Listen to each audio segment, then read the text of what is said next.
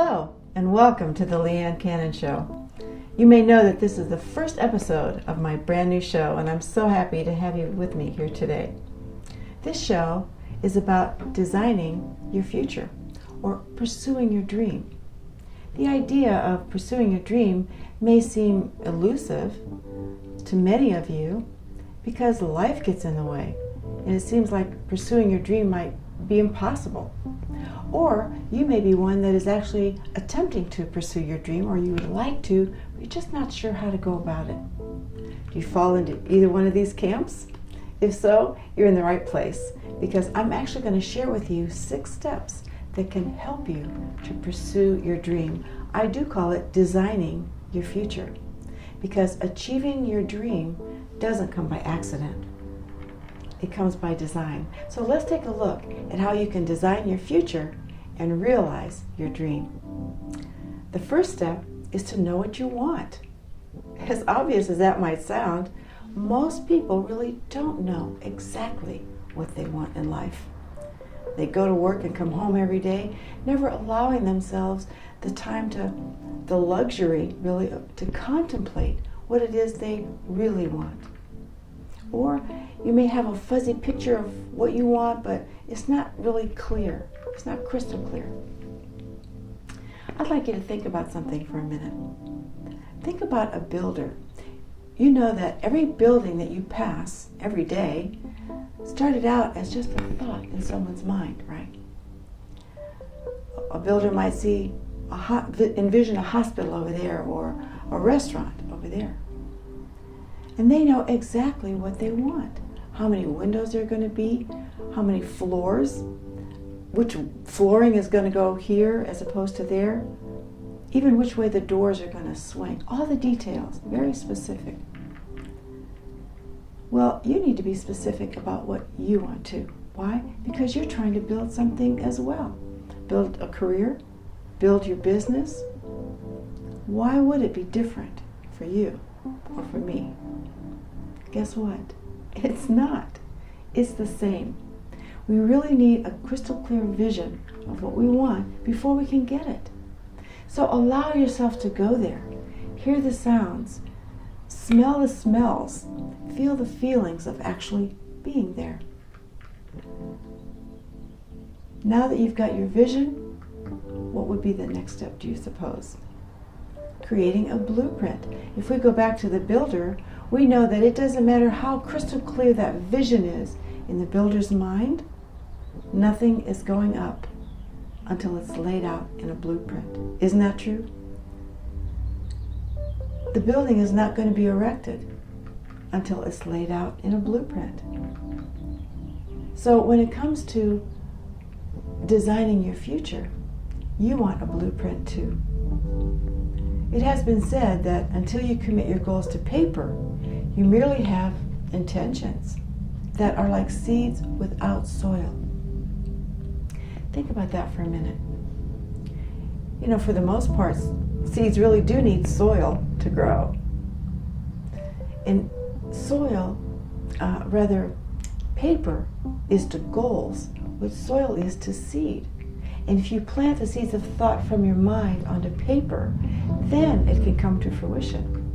You know, I could have in my hands here a seed that had the potential to become a whole tree that would be home to the birds and shade and a place for squirrels to run if I plant it in the soil. Otherwise, it would just remain a seed full of potential, but not serving anyone. You don't want that to be you. You don't want to be full of potential, but not fulfilling your purpose. So plant the seeds of thought from your mind onto paper and let it grow. Some people feel that they've done this already, particularly sales professionals, if they have their bottom line projections on the forecast wall for the end of the year or the end of the month. But really, designing your future encompasses more than just bottom line projections. It encompasses your whole life. So when you lay out your blueprint, make sure that you incorporate every area of your life. Now that you have a crystal clear vision and you've laid it out in a blueprint, what do you do with it? I used to work across the hallway from an architecture company years ago. Where do you suppose the blueprints were every time I walked into the office? You're right, they were everywhere. They were strewn across this table and across that table. And they stayed there every day until the project was completed. They didn't roll up those blueprints and park them on the shelf until the building was up. And so you want to have your blueprint in front of you every day. How do you do that? Some have determined to actually look at, and some even speak out, their goals every morning and every night, 2 or 3 times a day. Others decide to put their blueprint on the wall with pictures of exactly what they want. The main point is to keep it in front of you every day. Sporadic checking up on your goal is not nearly as effective. You want to keep it top of mind all day long, each and every day. The secret to this strategy is being consistent.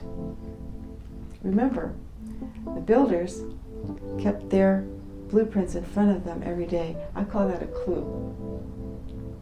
Well, when we come back, we'll dive in to the next steps. 1 hour of total relaxation. Call today, Zen Float Center. Tired of having your friends laugh at you when you call your shot? WinoView can strengthen your game by showing you what they see. Welcome back. Well, now we're ready for step number 4, but you might be wondering, what is that? I've already got my vision, I've got the blueprint, I'm keeping it in front of me. What else could I possibly need? Well, there is one thing, a very critical piece to the puzzle, and that is to find support through your associations. You know, most people lack the confidence, the self-confidence, the self-assurance, the self-belief to really pursue their dreams. And so if you surround yourself with people like that, it can be inhibitive because there's no real support system there. You may have noticed that people gravitate toward people just like them. It's human nature. It's even true in the animal world. I'm sure you've heard the expression, birds of a feather flock together, right? You're not going to see an eagle flocking with sparrows. It's just not going to happen. So if you want to go after your dream, surround yourself with people who are successful, who will support you and encourage you and believe in you, who will actually want you to succeed. Not everybody does, you know. If you find that your friends, your workmates, maybe even family members will hinder you, then what do? You might be saying, well, I don't know highly successful people I can hang around with. You know, who are they and why would they want to hang around with me and where would I find them? All these questions are very good questions. And a solution to that is that there is a type of association that is just as effective as having dinner with them. And that is reading their books, following their blogs. You can watch their inspirational or instructional videos on YouTube or listen to their podcasts. Joining their programs, attending their seminars or webinars, all these are ways of rubbing shoulders with people who have found success and have answers to your questions. This can have such a profound effect on the way you start to view yourself and on the knowledge that you'll gain. It can greatly impact the actions that you take and the things that you're able to now accomplish. This actually leads us into step 5, because step 5 is to take action. You know, you can have your vision, your blueprint, keep it in front of you, associate with all the right people, but if you don't take action, you will not reach your dream. The last 6 letters of the word satisfaction happens to be action. So go ahead, pull the trigger. This is where the rubber meets the road. It's one thing to to learn stuff. It's another thing to implement. And you know, we can be information junkies because it feels so good to learn things. And we can even psych ourselves into believing that we're doing things just because we're thinking about it all the time. We're thinking about doing it. But thinking about it and doing it are two different things. In fact, the name of my company is Dream Achievers Unlimited. And my byline is bridging the gap between what you know and what you do. This might sound elementary, but notice how many valuable things you've learned over the years. Think about that. And now take stock of how many of them you have actually put into practice. Do you still have things on the back burner, things that you're going to do? Well, these 6 steps, we've done 5 so far, may be things that you're familiar with. But let's not let these things be something that you have been reminded of yet again. Implement them. They'll make a difference. And it all starts with number 1. So what do you want?